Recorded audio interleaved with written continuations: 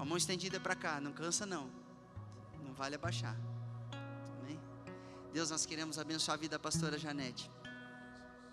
O Senhor nos deu essa honra de podermos abençoar as pessoas. E nós estamos abençoando, Senhor, a vida da pastora, sua casa, sua história. Sua história. Ela tem uma palavra para nós. Ela se preparou, foi para o Senhor. Felizmente. E nós pedimos, Senhor, uma conexão poderosa do que ela vai ministrar neste púlpito, nesse altar, conosco, com a nossa vida. Quebra, Senhor, todo o sistema que for contrário. Todo sofisma do inimigo seja derrubado hoje, agora. Nós declaramos ouvidos abertos, atenção ao Senhor. Nós vamos ouvir a pastora, mas na verdade, nós queremos ouvir o Senhor. Então, Senhor, nós pedimos que ela seja, ela, Luzineu, seus filhos abençoados. Porque o que cair nela, recair sobre ela, também vai nos atingir. Em nome de Jesus. Obrigado, irmãos, aí por estarem orando. Graça e paz, igreja. Amém? Deixando o cansaço do dia de trabalho de lado, né? Porque a gente pode sentar sem se entregar ao cansaço, não é? A gente pode sentar e falar, olha, minha mente vai estar ligada naquilo que o Senhor tem. Porque eu sei que a quarta-feira é um dia que para todo mundo tem sua rotina. E glória a Deus porque você está aqui. Glória a Deus por nós estarmos aqui no meio da semana dando o nosso culto ao nosso Deus. Dizendo, a despeito de tudo que eu vivenciei hoje, mas eu vim aqui te dizer que eu te amo e te oferecer o meu culto. Amém? Rodolfo permanece aí com nós. Agorinha vocês já vão voltar? Vou ser rápida hoje. Queridos, eu quero falar um pouquinho com a igreja, talvez pelas próximas quartas, não sei ainda como é que vai ser, mas eu quero falar um pouquinho sobre maturidade espiritual. E da importância e o que nos ajuda a desenvolver maturidade. Tendo em vista que a maturidade, ela é a chave para qualquer um de nós tocar aquilo que o reino tem para nós. Nós cantamos aqui, deixa o céu descer, que o teu reino vem. E o reino vem, e quando ele vem com um propósito, porque o Pai tem um propósito para cada um de nós antes da fundação do mundo. Os nossos dias foram escritos, há um plano, há um projeto, a gente ouve tanto disso. Mas muitos, às vezes, têm uma caminhada frustrada, ou de um determinado tempo em diante se frustra, por olhar e dizer, Senhor, parece que eu sinto que não está completo, parece que tem uma insatisfação interna, uma insatisfação crônica, talvez até, no nosso coração, dizendo, não sei, mas parece que eu não me encontrei, não completei.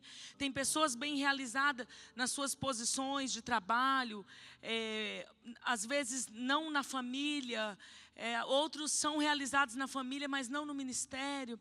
E às vezes a gente olha para nós e fala, eu sinto que eu não cheguei lá. Eu sinto que ainda eu não alcancei aquilo que o Senhor tem para a minha vida.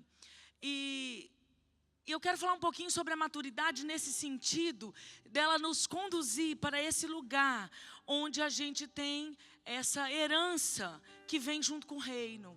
Ou seja, onde tem o cumprimento do propósito plenamente.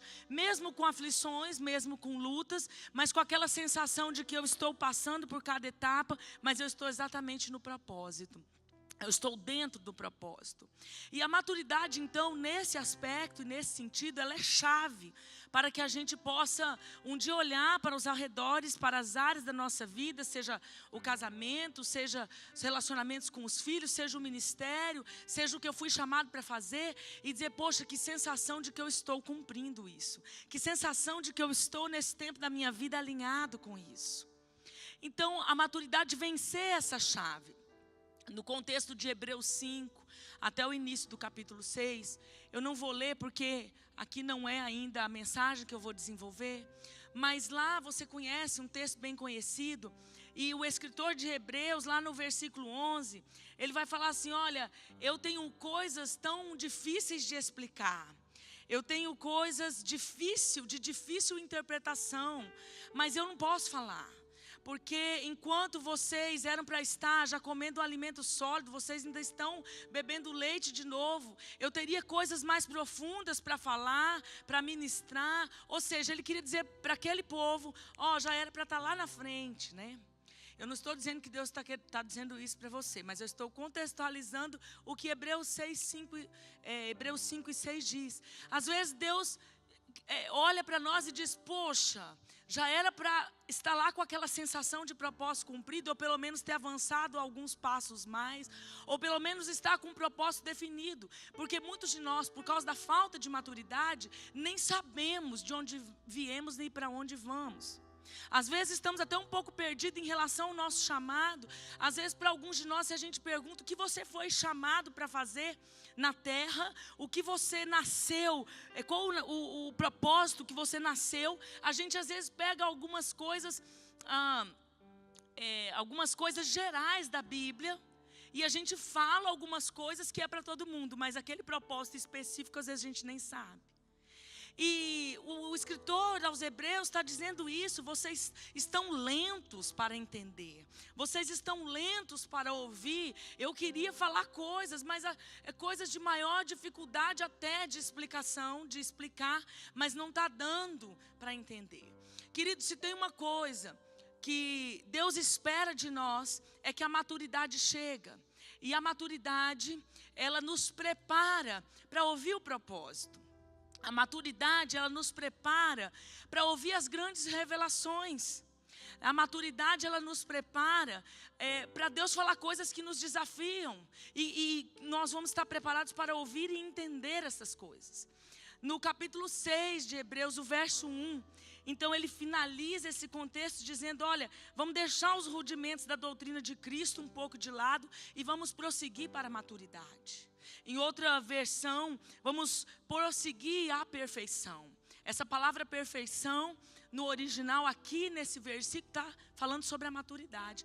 Vamos prosseguir para um tempo em que a gente sai desse lugar de ser meninos e estão prontos. Eu olho lá para o contexto dos discípulos com Jesus. E Jesus já tendo enxergado há muito tempo o seu propósito, sabendo que ele veio para ser remidor, sabendo que ele veio para ser o Messias, mas ele não podia contar. Ele não podia falar porque não estava no tempo. E passou-se. Um dia ele chamou os discípulos e eles foram para Cesareia de Filipe, fizeram grande jornada de onde eles estavam, em Cafarnaum, até chegar ali em Cesareia. E quando chegou ali, então Jesus foi começar a explicar coisas difíceis de entender, de difícil interpretação, como o escritor de Hebreus está falando aqui, também no capítulo 5. Jesus foi começar a falar coisas difíceis, que era uma grande revelação de que ele era o Messias. Mas junto com aquela grande revelação, Jesus tinha que revelar a morte na cruz, o propósito. E ele queria que eles entendessem, porque era difícil de aceitar a morte na cruz, diante de tudo que eles estavam vivendo no ministério. Então eles estavam vivendo milagres, cura, multidão o seguindo, estava muito confortável para os discípulos, multiplicação dos pães. Claro que tinha desafios, tinham aflições, mas eles viviam milagre, eles viam cura, eles tocavam o sobrenatural, agora expulsavam demônios, coisas que antes não faziam. Então eles estavam sim vivendo um tempo aparentemente pleno. Mas aí Jesus queria falar algo que ia além, de difícil interpretação. Mas até aquele momento, mesmo já tendo mais de 3 anos junto com Jesus, os discípulos não estavam prontos. E se a gente for ver lá em Mateus, quando a gente vê ali Jesus levando eles para Cesareia de Filipe, a gente vê Jesus chamando eles e dizendo, olha, eu vou para a cruz, eu vou morrer. Primeiro Jesus revela, pergunta para Pedro e para os outros discípulos quem ele é. E Pedro fala quem ele é por uma revelação do Pai. E Jesus diz, Pedro, não foi carne nem sangue quem te revelou, foi meu Pai. Agora eu também vos digo. Então Jesus também dá uma revelação. Tu és Pedro. Sobre essa informação, sobre essa revelação, vou fundar a minha igreja. E aí Pedro se maravilha, porque ter as chaves do reino, ter autoridade na terra, né? Ligar e será ligado, desligar e será desligado, até aí muito bem. Mas quando Jesus fala assim, olha, agora nós vamos descer para Jerusalém, porque eu preciso ir morrer. Aí, queridos, Pedro manifestou essa falta de maturidade para entender o propósito. Então eram coisas difíceis de explicar. Assim como o escritor de Hebreus está dizendo assim, eu tinha coisas difíceis para falar. Eu tinha coisas mais profundas, mas vocês não estão prontos. E aí Pedro não estava pronto. E quando Jesus fala da cruz, então Pedro aceitou bem a revelação da igreja, Pedro aceitou bem a revelação do ministério, o poder, a autoridade, né? As portas do inferno não prevalecerão contra a igreja. Mas quando Jesus falou, eu vou morrer, eu preciso ir para lá, para que se cumpra um propósito. Então Pedro falou assim, tem dó de ti, tem compaixão de ti, Senhor. E aí Jesus disse, para trás de mim, Satanás. Jesus repreendeu Pedro dessa maneira, porque Pedro nessa hora, por uma questão de imaturidade, deu lugar para algo que não estava alinhado com o propósito de Deus. E tudo na nossa vida que não está alinhado com o propósito de Deus, vai ter o dedo do inimigo. Tudo que não está alinhado com o propósito de Deus tem uma inflamação, tem um sopro, tem um a mais do inimigo querendo nos soprar. Por quê? Porque quanto mais a gente caminha para perto do propósito, mais o reino se estabelece e as coisas se cumprem na nossa vida. Então Pedro não estava pronto, assim como os outros discípulos ainda não estavam prontos. Claro que essa maturidade chegou na vida de Pedro, a tal ponto que quando ele entendeu isso, ele falou assim, não quero nem morrer como ele morreu, quero morrer de cabeça para baixo. Então a maturidade chegou sim, claro, na vida dele. Mas nesse tempo, ele já tinha até uma boa jornada, mas a maturidade ainda não tinha chegado na vida dele. Então nesses dias, hoje e talvez uma quarta a mais ou até duas, dependendo do que o Senhor nos dá, eu quero trabalhar em cima disso. Porque eu sei que não é só a maturidade, mas a maturidade é uma grande chave para que a gente alcance o propósito. A maturidade, ela abre essa porta de nos colocar nesse lugar de realização do que Deus nos deu. Então, pastora, como é que a gente vai chegar nesse lugar? Por que amadurecer? Amadurecer dói, amadurecer dá trabalho, amadurecer custa. Eu sei, mas é necessário para que a gente entenda e sinta a plenitude. Assim, Senhor, nesse ano, eu sei que eu estou no propósito. Talvez não com todo ponto e vírgula, talvez não acertando em todas as coisas, mas aquela sensação no coração, eu estou alinhado, eu estou cumprindo. Deixa eu te dizer, querido, se você não tem tido sentido de vida, de propósito de Deus, se você tem vivido assim, só para ir atravessando as lutas, eu vou te falar, chame a existência hoje e diz, Senhor, eu quero saber o meu propósito, eu quero me encaixar nele. Eu estou te desafiando a isso. Se você tem vivido assim, para ir buscando, remando, mas na verdade, você lá no fundo sabe, eu não estou fazendo o que Deus quer que eu faça. Ou eu nem sei o que Deus quer que eu faça. Porque às vezes a gente vive de uma maneira tão egoísta. Só preso no nosso dia a dia, nas nossas coisas. E às vezes a gente constrói um sofisma na mente que é assim, pastora, se eu der conta disso já está bom. Às vezes tem um engano que fala assim, pastor, tem tanta luta, que se eu der conta de viver dia após dia e permanecer na fé já está bom. Mas eu quero te desafiar a ir mais longe. Qual é o propósito de vida para 2019? O que é que o reino precisa estabelecer? O que é que precisa vir do céu para a sua vida, para a sua família, para o seu ministério nesse ano? Ainda que a gente não vá, de repente vamos dar um passo de cada vez, não vamos querer saber todo o propósito de vida, mas ao menos desse ano.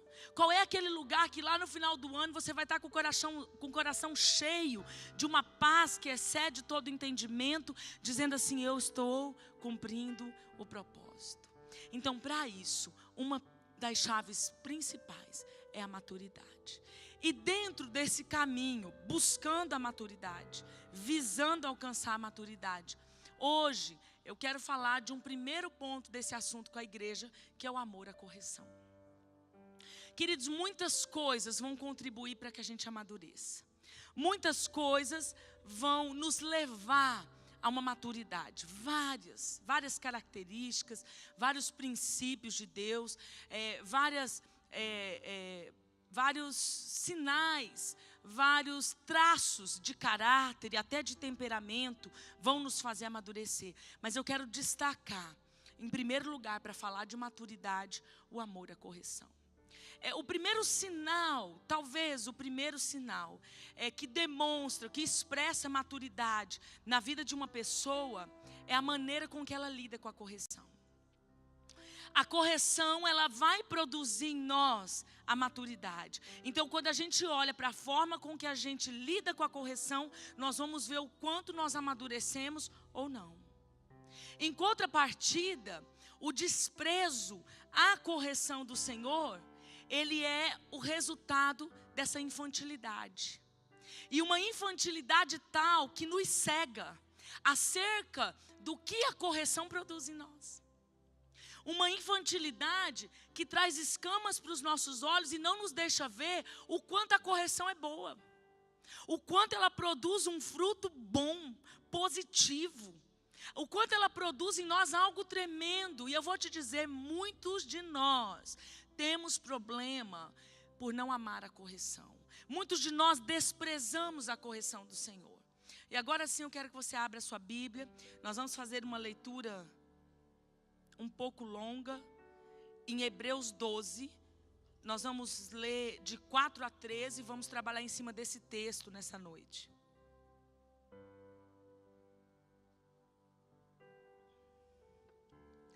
A versão que eu vou ler aqui talvez será um pouco diferente da sua, mas essa é a versão Strong, que está mais próxima das palavras originais, mas eu estou aqui com uma outra versão também, que a gente usa sempre. Mas algumas palavras nessa versão aqui me chamou a atenção. E diz assim, a partir do versículo 4, Hebreus 12, de 4 a 13.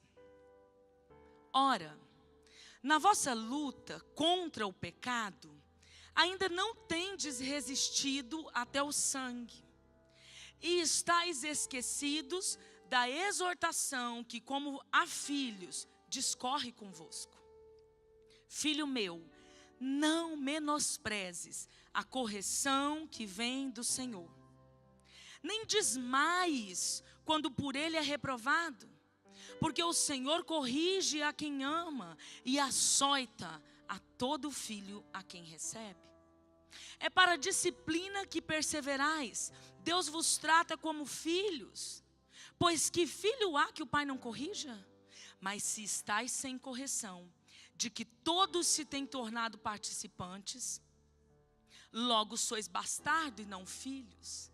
Além disso, tínhamos os nossos pais, segundo a carne, que nos corrigiam e os respeitávamos. Não havemos de estar em muito maior submissão ao Pai espiritual? E então viveremos? Pois eles nos corrigiam por pouco tempo, segundo melhor lhes parecia. Deus, porém, nos disciplina para aproveitamento, a fim de sermos participantes da sua santidade.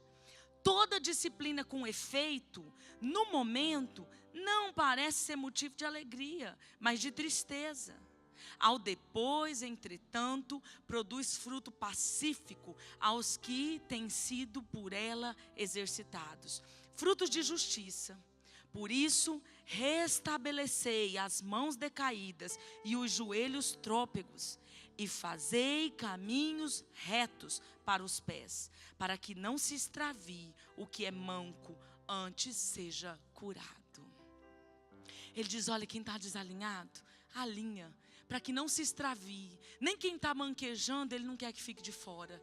Ele fala, se está manquejando, firma os pés, firma as mãos, para que a gente não se extravie. Antes, sejamos curados. Que essa seja uma noite de cura em relação a esse assunto no nosso coração. Que essa seja uma noite do Senhor produzir esse fruto tamanho de justiça em nós, que nos leva a um lugar de maturidade, que nos leva a um lugar de maturidade no reino, na nossa igreja local, na nossa família ou onde a gente congrega. Em nome de Jesus. Eu quero falar então, baseado nesse texto, a primeira coisa eu quero destacar, o desprezo à correção. Desprezar a correção do Senhor é um efeito colateral do bastardo, daquele que não aceita a paternidade de Deus, daquele que não aceita o cajado do céu, daquele que não se coloca debaixo de alguém que criou todas as coisas, que fez céus e terras e toda a sua criação.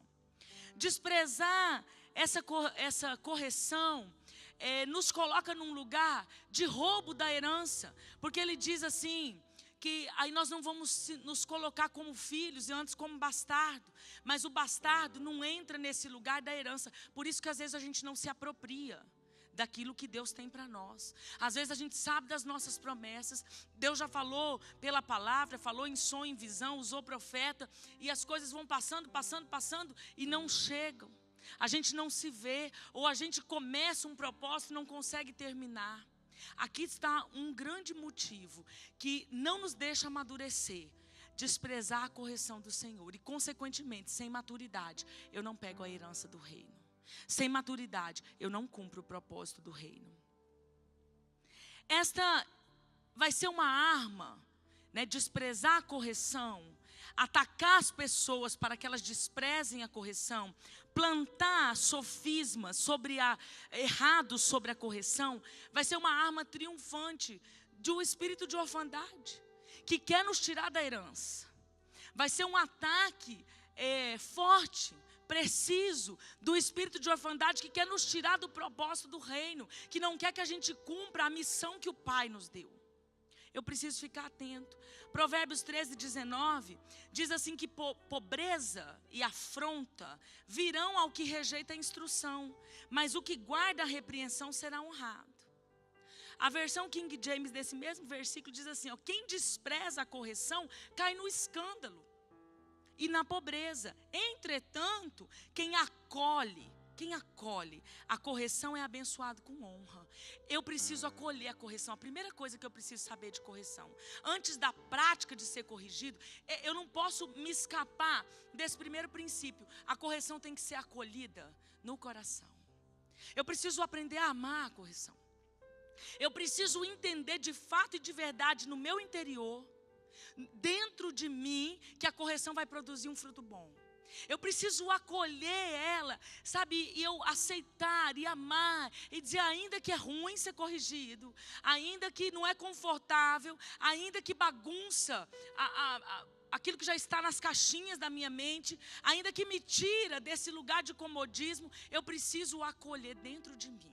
Aí sim, eu vou viver um tempo de honra no meu propósito. Eu vou viver um tempo onde o Senhor vai me abençoar com honra, como diz esse texto. Menosprezar a correção do Senhor vai me levar a um caminho de afronta e escândalo. É o que eu vou encontrar. Afronta e escândalo, como diz as palavras desse versículo em diferentes traduções. Outra coisa que, baseado nesse texto que nós lemos, eu preciso saber sobre a correção, baseado em Hebreus 12, é que o desânimo não pode acontecer mediante a correção. Queridos, essa parte, esse versículo do texto, mexe muito comigo. Aí em Hebreus 12, deixa eu ler aqui na minha outra tradução. Ele diz, não te desmaies. Talvez na tua tradução está, não te desanimes. Amém? Alguém tem não te desanimes? Quando por ele é corrigido. Essa versão que eu trouxe diz não desmais. Eu amo essa versão porque é o que acontece quando nós somos corrigidos. Muitos de nós não só desanimamos, a gente desmaia. A gente desmaia emocionalmente mediante a correção. Eu entendo plenamente, porque muitas vezes eu vivi isso, esse texto marcou muito a minha vida. E quando nós não aprendemos a amar a correção do Senhor, esse coração imaturo, esse coração que não tem consistência, preparo emocional, esse coração que ainda é órfão, porque não aprendeu se encaixar no amor do Pai, confiar no amor do Pai, confiar que a correção vem pelo Pai, esse coração desmaia mediante a correção. Eu me lembro uma vez, logo que eu me converti, e eu tive uma lição, eu nunca vou esquecer dentro desse contexto. Eu me converti no mês de outubro. E a minha conversão, eu já contei meu testemunho algumas vezes. Quantos aqui já ouviram meu testemunho de conversão? Meu Deus! Ninguém estava nos cultos que eu contei, que ninguém ouviu. 2, 3, 4. Então eu vou resumir, senão vocês não vão entender. Eu pensei que todo mundo ia levantar a mão, já ia pular essa parte. Mas assim, eu me converti em um processo, eu e Deus. Eu assim, foi um caso meio diferente. Eu fui para a igreja já assim, com uma aliança com Cristo. Não vou dizer que eu fui crente, né? Porque eu fui lá toda desconcertada. Mas eu fui com uma aliança com Cristo. Porque eu recebi um e-mail. E esse e-mail falava sobre o julgamento de Apocalipse, mais especificamente dava uma ênfase sobre o número 666. E aquele texto mexeu comigo, aquele versículo mexeu comigo. A minha irmã mais velha se converteu primeiro.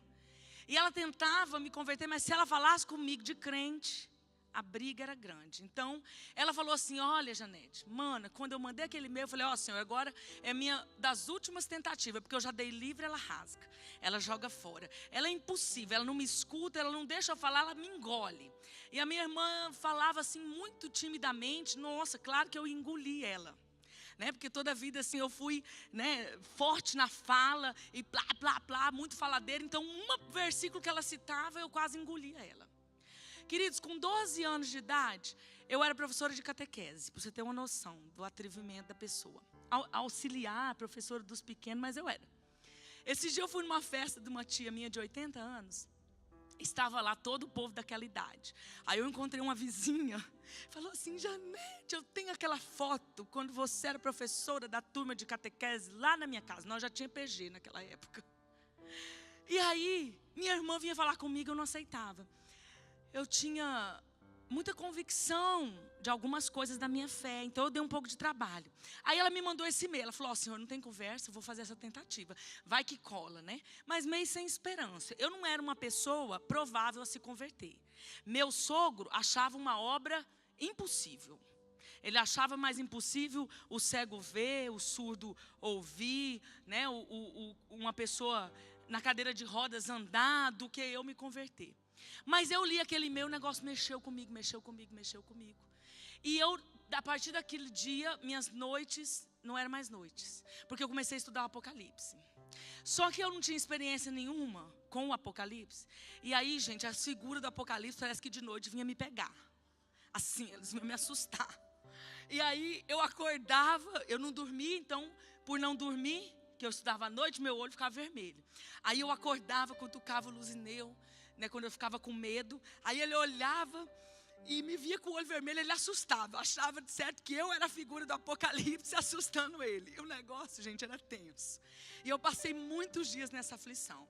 E nessa aflição, buscando por respostas, naqueles textos difíceis de entender do Apocalipse. Então eu ia no padre, aí eu também não estava mais encontrando resposta, comecei a procurar um pastor. E assim, me falaram, uma conhecida minha da família falou: vamos procurar o pastor, porque eu também não tenho resposta, as perguntas suas são muito difíceis.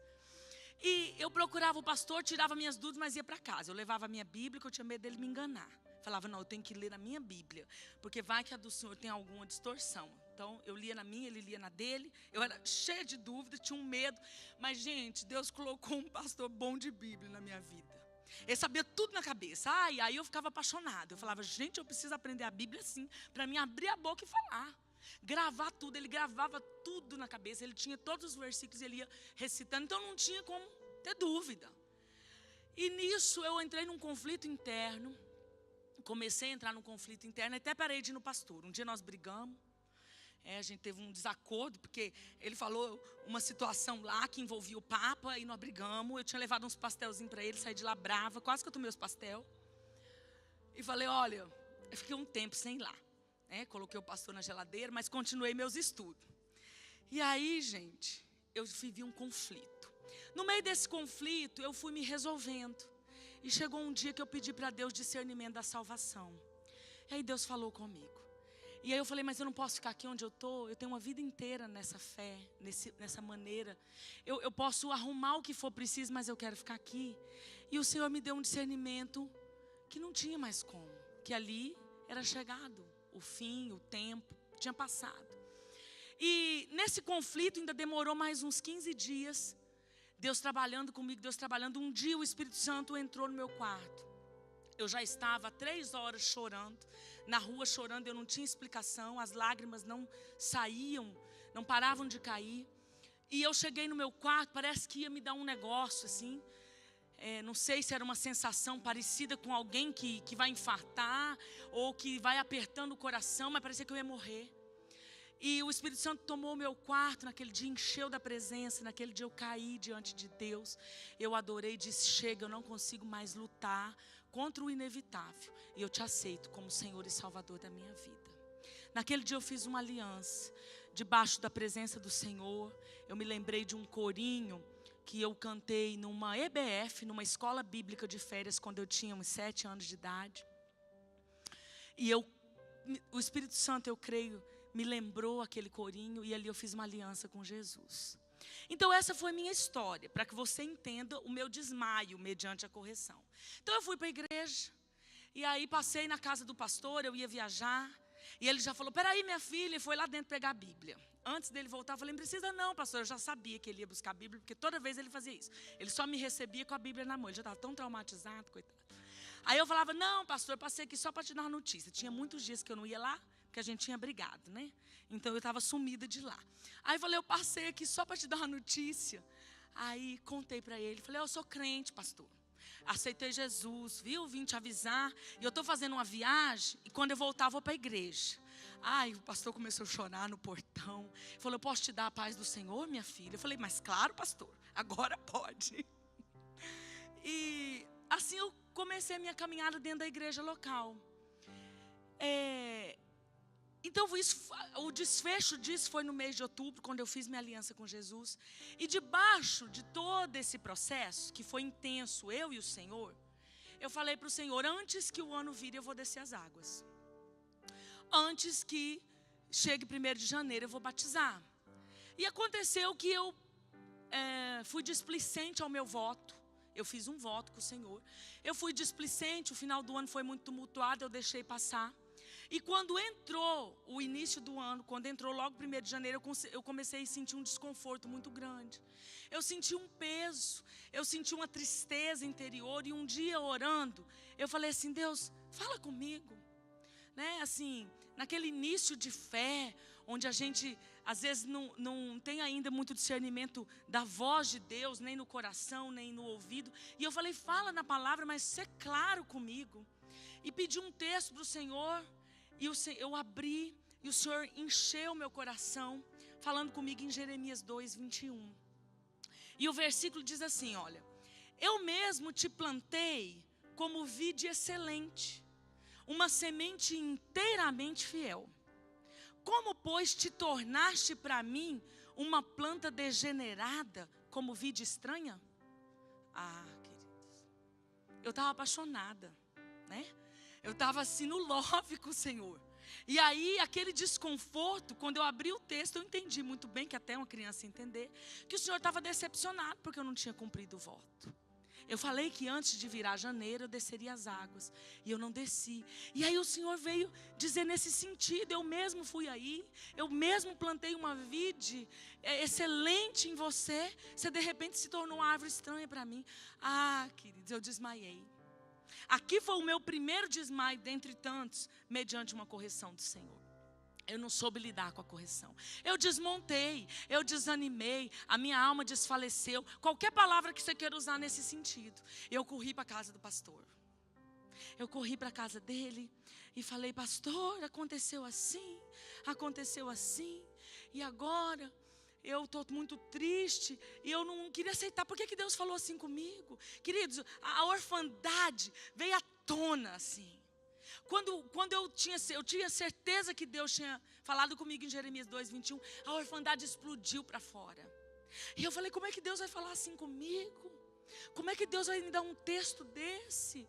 Eu amo o Senhor, né? Faltava eu falar assim, eu estou novinha na fé, porque a vitimização vem para fora, né, naquele momento. Eu desmaiei mediante essa correção. E o pastor riu, falou, vamos falar para Deus falar com a gente de novo? E aí justamente Deus trouxe esse texto em Hebreus. Ele abriu a Bíblia, né? Ele tinha esse costume de falar dá uma palavra, Senhor. Ele abriu exatamente aqui e falou, essa é a palavra para você. Depois ele leu. Quando ele leu, ele começou a rir, porque tinha saído nesse texto. Não desmais quando por mim é corrigido. Ali foi minha primeira correção. O coração imaturo, o coração inclinado à orfandade, o coração que não entendeu como amar a correção, desmaia quando Deus corrige. Deixa eu te dizer, não desanimes, nem desmaia, nem desmonta quando Deus te corrigir. Olha para a correção e enxerga o que ela vai produzir em você. Encare a correção, encare, por mais difícil que seja o texto, a palavra, o louvor, a mensagem do profeta, o sonho, por mais difícil que seja, encare de frente e diz, Senhor, pode corrigir. Senhor, eu não quero ser a vida estranha. Eu podia ter falado isso, cair no chão, que é o que eu faço hoje. Quando eu ensino para vocês que sai mais fácil se jogar, se joga, se entrega, mão para cima, mão para trás, se entrega logo. Quando eu ensino para vocês isso, é o que eu aprendi com o Senhor. Porque se eu tivesse dito assim, Senhor, perdão, porque eu estou me tornando uma vida estranha. Será que o Senhor pode me perdoar, ó Rei da Glória? Eu vou imediatamente descer as águas e marcar meu batismo. Não, eu desmaiei. Porque emocionalmente eu não tinha estrutura. Porque a imaturidade era latente, porque a orfandade ainda aprisionava a minha alma, porque a orfandade ainda me fazia resistir, me fazia ficar cega em relação ao que a correção ia produzir em mim. Deus só queria que eu alinhasse. Ele só queria que eu, me dar uma prensazinha e falar, investi em você tudo esses dias aqui, você com suas manhas, com seu cheio de perguntas, eu investi aqui e agora você faz uma dessa? Ele só queria me posicionar. Ele queria que eu arrumasse.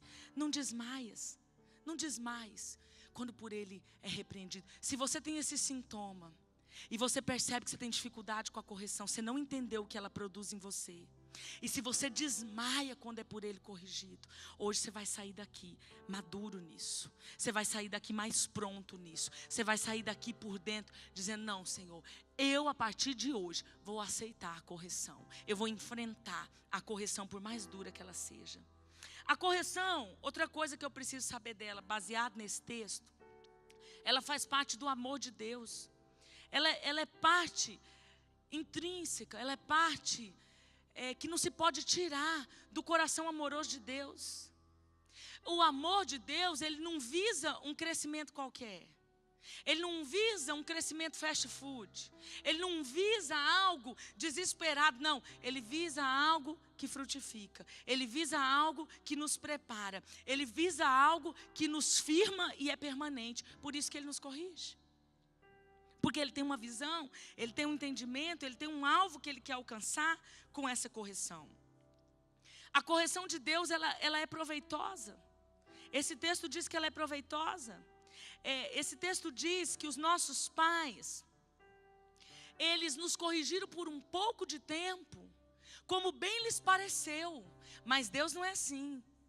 Deus não corrige só um pouco de tempo enquanto eu estou debaixo da tutela dos meus pais. Deus me corrige por quanto tempo for preciso, com um bem proveitoso. Nossos pais é aos olhos como lhe parece bem, mas Deus não. Deus tem um propósito de nos firmar na rocha, de nos amadurecer de verdade, nos aprovar e nos ver cumprir o propósito de filhos aqui.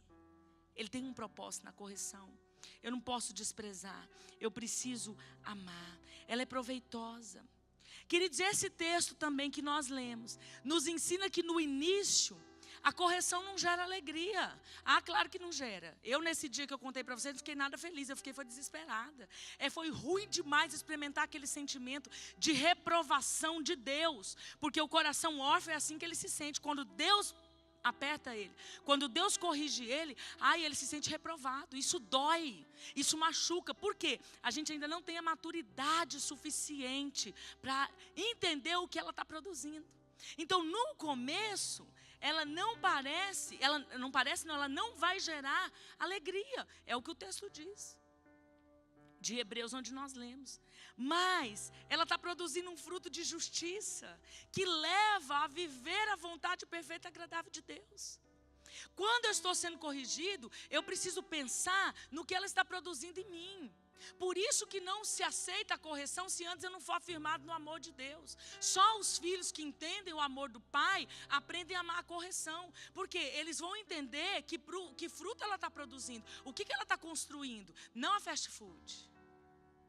Queridos, eu vou te dizer, eu te contei algo do início da minha conversão, mas de cara, não foi à toa que Deus, a primeira coisa que quis trabalhar comigo foi isso. Porque para eu viver o ministério que eu vivo hoje, para eu cumprir no tempo determinado por Deus, porque Deus me chamou muito rápido, para Ele me aprontar para o tempo determinado pelo Pai, eu precisei me dobrar à correção. Eu precisei me humilhar. Eu precisei me deixar ser tratada. E eu precisei entender que até quando era ruim, mas eu estava pensando o que isso ia produzir, o que isso estava fazendo em mim. Então Deus começou a lixa na minha vida já por aí. Eu preciso vivenciar a dor para crescer. O fruto de justiça que esse texto de Hebreus falou em nós, não vai ser à custa das coisas que são confortáveis para você. Esse fruto de justiça que está sendo forjado, que está nascendo em você, ele vai ser à custa de esforço.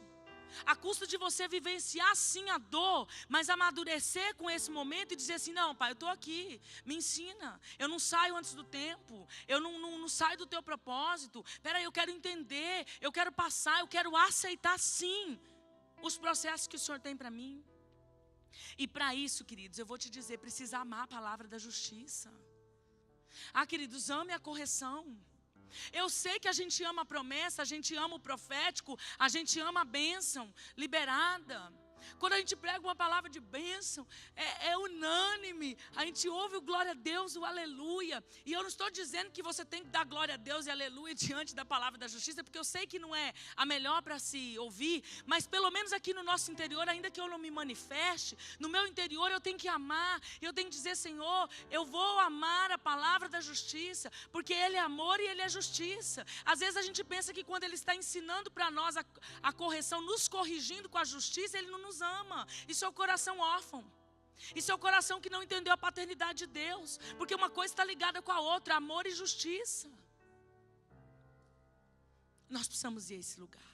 Quando você vem para a fé, para a fé em Cristo, você vem pelo amor, na maioria das vezes. Porque o evangelismo prega o amor. A isca do ministério evangelístico é falar do amor. De que Deus vai resolver. Está com um problema no casamento, tem alguém bom de evangelismo, ele vai falar, vamos para a igreja, vamos para Jesus. Claro, isso é a vara. É a isca para pegar o peixe. E vai ter que pescar mesmo com amor. Agora, nós não podemos chegar e continuar só nessa palavra. Que Ele é bom, que Ele resolve o meu problema. Eu preciso amar a palavra da correção. Eu preciso amar a palavra da justiça. Porque é ela que vai equilibrar e me amadurecer. Porque passou os rudimentos. Passou o tempo da conversão. Agora Deus tem mais. Deus tem as nações. Deus tem a família. Deus tem aqueles que Ele quer gerar no teu ventre. Deus tem aqueles que Ele quer cuidar. Deus tem ministério. Seja infantil, seja qualquer outro engajamento. Deus tem propósito lá na faculdade. Deus tem propósito no trabalho. Deus está carregado de propósito. Cada um precisa encontrar o seu. E para isso nós temos que amar. E falar, não, Senhor, eu quero sim ser corrigido. Eu quero amar a palavra da justiça sim. Porque eu quero estar pronta. Eu quero estar maduro. Eu quero sim desenvolver. Eu quero sim chegar naquele dia de prestar conta e ouvir servo bom e fiel. Porque a gente vê tanto esse texto e acha que é assim. Mas muitos de nós, queridos, vamos alcançar a salvação como lambido que pelo fogo. E vai chegar sem nada. Não vai sobrar nada. Não vai ter nada para apresentar. Mas que o Senhor gere nessa noite em nós o desejo de estar prontos e aperfeiçoados para viver a vontade dEle.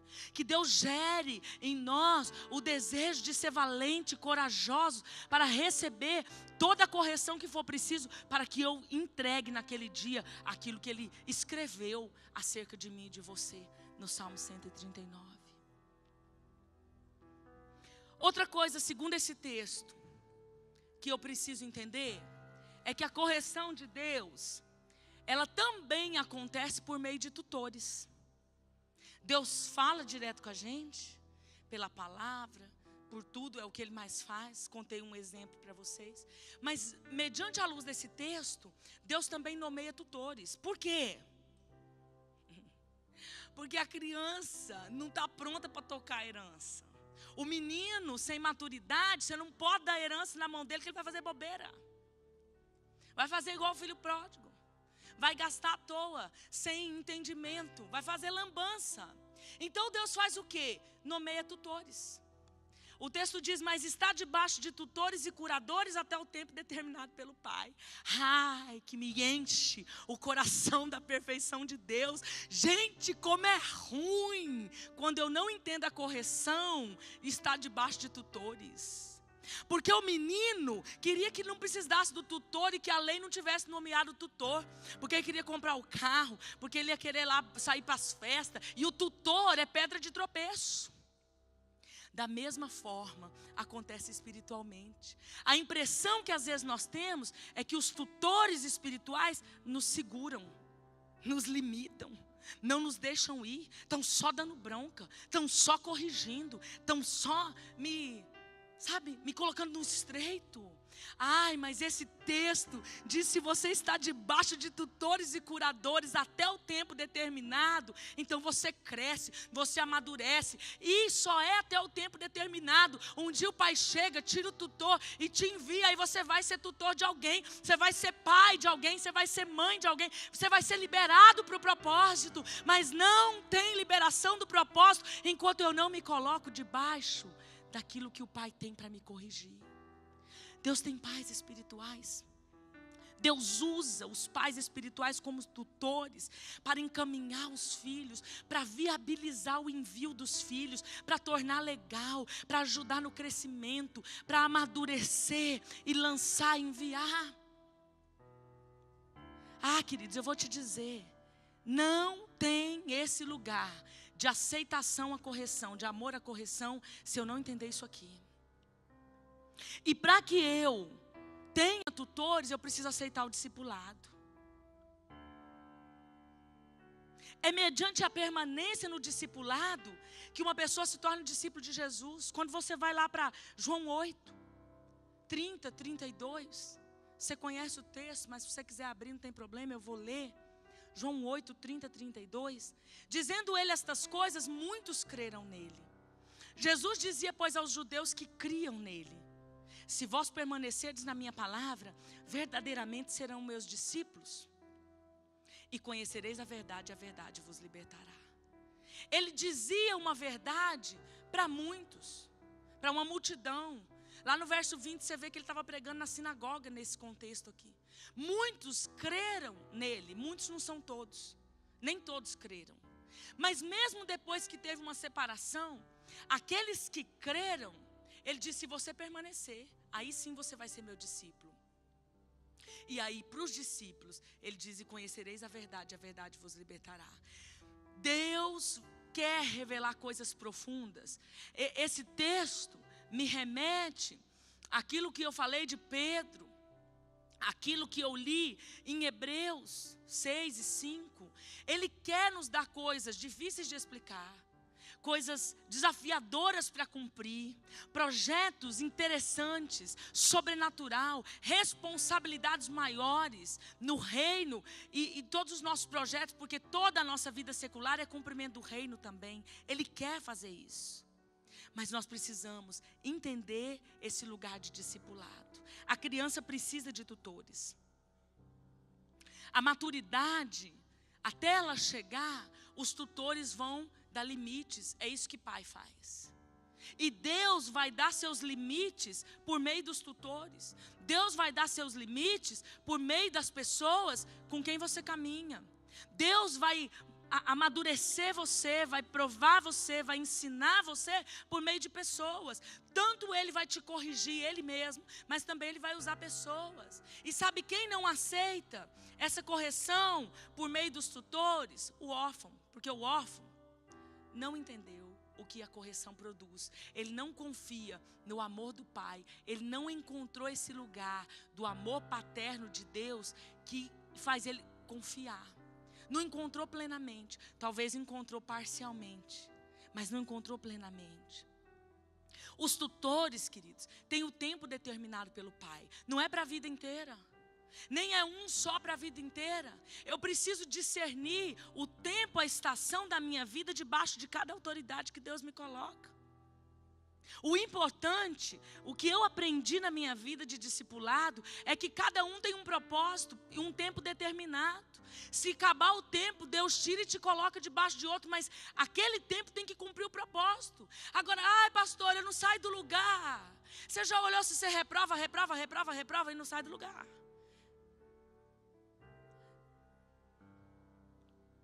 O que nós precisamos saber primeiramente é qual tutor Deus colocou na minha vida para aquele tempo. Porque sabe, a orfandade carrega um sintoma da independência, que eu quero fazer como eu quero, como eu acho, como eu penso. Apertou o calo, eu mudo de lugar. Apertou, eu mudo de novo. Eu vou te dizer, querido, se você veio para ato de justiça correndo dos seus tutores de outro lugar, aqui ele vai te pegar. Ele vai te pegar aqui, porque ele te ama. Se você correu da correção em outro lugar, não pense que aqui ele não vai te pegar, ele vai te pôr no estreito aqui. Em nome de Jesus, agora você vai passar. Porque os teus olhos espirituais vão abrir. Você não vai mais ser reprovado nisso. Você vai dizer, eu aceito, amo a correção e eu estou enxergando o propósito que ela vai cumprir em mim. Entenda e discerna. O que você precisa ter certeza é onde Deus te pôs. Isso sim, você precisa ter certeza. Você precisa buscar um discernimento de Deus, um direcionamento de cobertura, de por meio de quem Deus vai te dar limites, proteção, vai te amar, mas também vai te corrigir. Isso sim. Ah, pastora, mas é que também Deus colocou tutores duros demais. Mas deixa eu te dizer, se Deus colocou, cumpre, aprovar daquele tempo, que depois você é liberado para debaixo de outro que vai ser mais leve o negócio. Não saia de onde Deus não te tirou. Remassui da base, ruigahai. Entenda isso em nome de Jesus. Entenda isso no nome de Jesus. Que essa palavra queime no coração daqueles que precisam dela como rema nessa noite. Não saia de onde Deus não te tirou. Remasto e debês. Encare corajosamente. Diz, eu aceito. Eu me submeto sim. Eu amo a correção sim. Pastora, mas são duros demais. Ai, pastora, meus tutores são injustos comigo. Deixa eu te dizer, Deus às vezes nos ensina debaixo de tutores injustos. Eu não estou aqui justificando que eles estão fazendo certo, mas estou dizendo que às vezes Deus usa até um erro. Até um erro.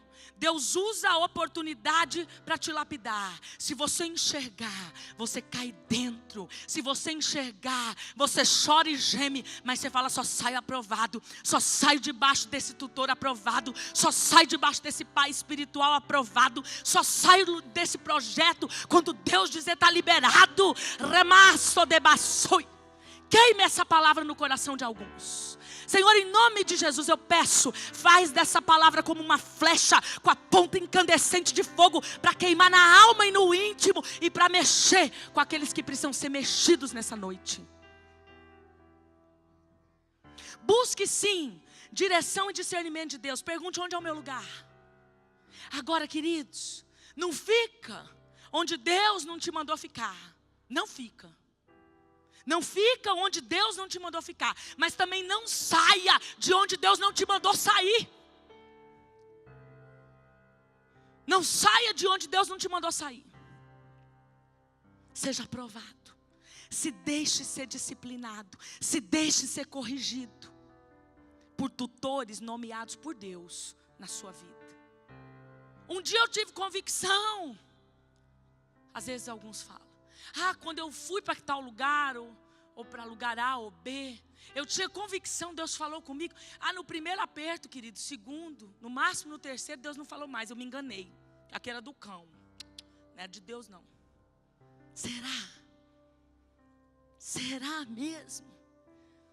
Ou será que você não aguentou o arroxo? Ou será que o coração órfão gritou? Ou será que a alma desmaiou mediante a correção? E você quer sair antes do tempo? Tem outros que não saem, mas também paralisa, sabe?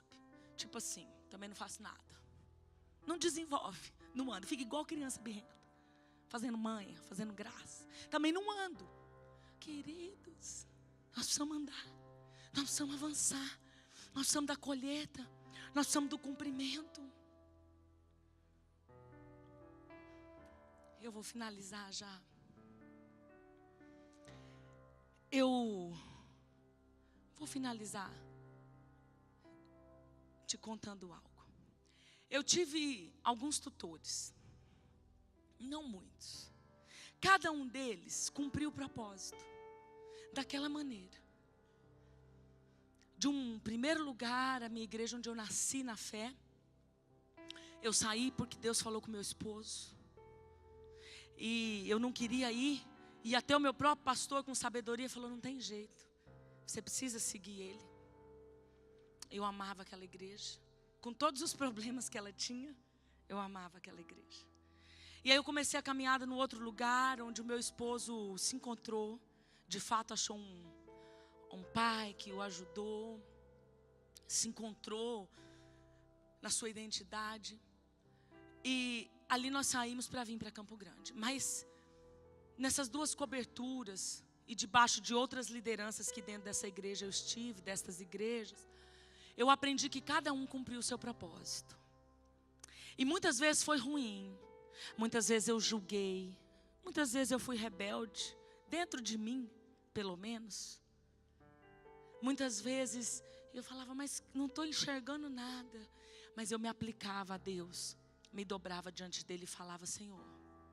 E chorando, dando trabalho ou não, mas eu sei que cada um deles cumpriu o propósito até o dia que Deus nos trouxe para Campo Grande.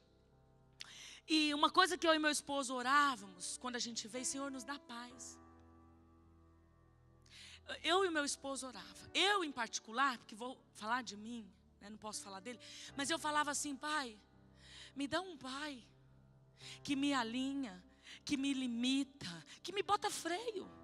Porque lá em casa já tinha o sacerdócio do meu esposo, dentro de um processo de alinhamento que dava limite, segurança e proteção. Mas agora eu queria também ministerial. Falava: eu quero sim, Senhor, um pai que me limita, que me corrige. Eu quero alguém que me disciplina, mas também que seja corajoso, que me envie, que não tenha medo, que me lance, que não me prenda, que me solte, que me queira ver ir mais longe, que me queira ver como um filho que acerta o alvo, que me lança mais longe do que até mesmo ele. Eu pedi um pai que não tinha um coração egoísta, que não ia me prender, que não tinha medo de sombra, um pai seguro, uma paternidade que me lançasse, porque eu queria florescer no meu ministério. Quantas vezes eu orei por isso. E quando nós mudamos para Campo Grande, eu também não queria vir. Vocês estão falando: ei, a pastora Janete é dificinho, hein? É, gente, eu tenho uma resistência à mudança. Eu achei que meu marido tinha acabado com a minha vida, me fazendo mudar para Campo Grande. Então, quando a gente veio, eu vim na Atos, a primeira vez eu tive convicção que aqui era o meu lugar. Uma visita que eu fiz aqui, naquele mesmo dia da primeira visita, eu tinha certeza que esse era o meu lugar. Deus me deu a convicção naquele primeiro culto. Mas o meu esposo ainda não tinha entendido isso em Deus. Ele foi até fazer umas outras visitas. Eu nunca nem visitei outra igreja. 6 meses depois que a gente estava frequentando, Deus foi confirmando. Ele tomou uma decisão, procurou o pastor, falou com o pastor nos recebeu, contamos a nossa vida, contamos o meu ministério. O pastor nos amou, nos recebeu. E, queridos, eu vou te dizer, Deus ouviu a minha oração, mas antes dele responder como era o desejo do meu coração, eu tive que passar e ser aprovada naqueles tempos determinados com outros tutores. Deus não vai te privar disso. Deus não vai te dar essa colher de chá e dizer: não, meu filho, não, você vai precisar dessa aprovação. Quando, por 2 vezes, se eu não me engano, 2 ou 3 vezes, mas eu acho que foram 2 vezes, que eu ouvi o profeta Amaro. Aqueles que conhecem, né? O profeta Amaro vem pelo menos uma vez por ano, ou quase isso, na igreja. Por 2 vezes eu tenho certeza, com clareza, eu me lembro até o local onde eu estava em 2 reuniões, que ele falou comigo a mesma coisa. Eu tenho certeza que ele não lembrou de mim, de uma para outra, até porque uma foi em um ano, aí pulou um ano, a outra foi no ano. Dentre tantas outras coisas, ele falou para mim assim: esse foi o melhor lugar que Deus achou para te disciplinar. Uma vez eu estava com meu esposo, Outra vez eu não estava com meu esposo. Não, estávamos 2 vezes, porque ele ainda falou assim, ele falou a mesma coisa que o ano retrasado. Ele falou assim, esse é o melhor lugar. Teve um dia, acho que a última vez agora, ele até explicou, ele falou, às vezes a gente pensa que disciplina é isso, é aquilo. Não, disciplina é fazer, é cursar disciplina, é ensinar. Talvez nem o Amaro sabia por que ele estava falando aquilo. Mas eu sabia no meu coração qual foi o tempo e tantas orações que eu fiz a Deus, pedindo um lugar e as características dessa paternidade por meio de tutores. Talvez ele não sabia o que ele estava falando ali, mas quando ele disse, esse foi o melhor lugar, eu entendi. Deus respondeu da melhor maneira o seu pedido. Deus respondeu sua oração da melhor maneira que ele podia. É esse o lugar, era Deus confirmando. Sua oração é aqui, o cumprimento disso é aqui. Todas as vezes que ele falou, eu me lembrava do que eu orava. Querido, nós precisamos amar a correção. Pastora, mas então quando a gente entra nesse lugar onde Deus nos orienta, onde Deus nos confirma, é só flores? Ah, não, queridos, não é. Porque às vezes dá uma vontade de desmaiar ainda, mediante a correção. Às vezes a gente não desmaia mais, mas ainda passa uma vontade, né? Às vezes nem sempre a gente reage com toda a maturidade que Deus espera. Ou que o nosso tempo de vida cristã já nos exigia. Nem sempre a gente vai passar todas as situações da mesma forma. Mas eu quero te dizer, vale a pena. Vale a pena entender a correção. Vale a pena amar a correção. Vale a pena enfrentar a correção. Vale a pena entender o amor de Deus mediante a correção. Vale a pena, queridos. Seja ensinável. Aceite disciplina. Aceite correção. Se coloque debaixo da correção de Deus. Tenha discernimento dos seus tutores. Deixa Deus viabilizar você e o propósito que você carrega por meio dos tutores. Porque é assim que nós vamos cumprir ele de forma abençoada. Viabilizado por meio de tutores espirituais. Tudo faz parte da correção de Deus. Tudo faz parte do amor que corrige o filho que ama. Ele corrige ele mesmo com você. Ele corrige por meio de pessoas. Ele corrige por meio da pregação. Ele corrige em situações particulares. Mas eu preciso entender e discernir cada uma delas. Queria chamar o ministério de louvor aqui. Nós já vamos estar encerrando.